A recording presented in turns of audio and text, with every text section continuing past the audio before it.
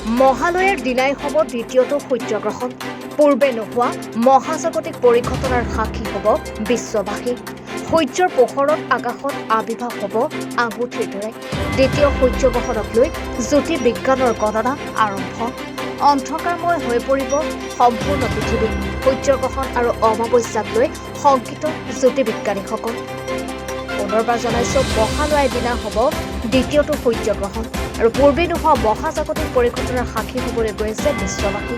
সূৰ্যৰ পোহৰত আকাশত আবিৰ্ভাৱ হ'ব আঙুঠিৰ দৰে আৰু দ্বিতীয় সূৰ্যগ্ৰহণক লৈ জ্যোতিৰ্বিজ্ঞানৰ গণনা আৰম্ভ হৈছে। নিশা 10:13 পৰা পুৱতি নিশা 3:17লৈকে ঘটিব বিৰল পৰিঘটনা। সম্পূৰ্ণ 6 ঘণ্টাৰ বাবে বিশ্ব ব্ৰহ্মাণ্ড হৈ পৰিব স্থবিৰ আৰু 2 অক্টোবৰত হ'ব লগা এই পৰিঘটনাত সলনি হ'ব চন্দ্ৰৰ কক্ষপথ।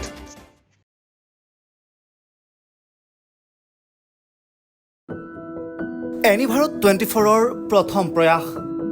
জুবিন গাৰ্গৰ গীতৰ প্ৰতিযোগিতা। জুবিনৰ গানে কি আনে?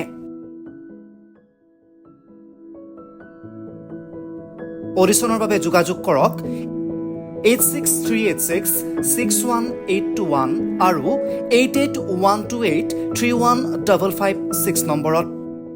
এনিভাৰত 24 উদ্যোগত এটা নতুন সংগীতৰ প্ৰতিযোগিতা আয়োজন কৰা হৈছে, য'ত মোৰ গানৰ প্ৰতিযোগিতা হ'ব। আপোনালোকে তাত প্ৰতিযোগী হিচাপে আহিবলৈ পাৰিব আৰু মোৰ ফালৰ পৰা আন্তৰিক শুভকামনা জনাইছোঁ। আৰু অনুষ্ঠানটোৰ নাম হৈছে গানে কি আনে।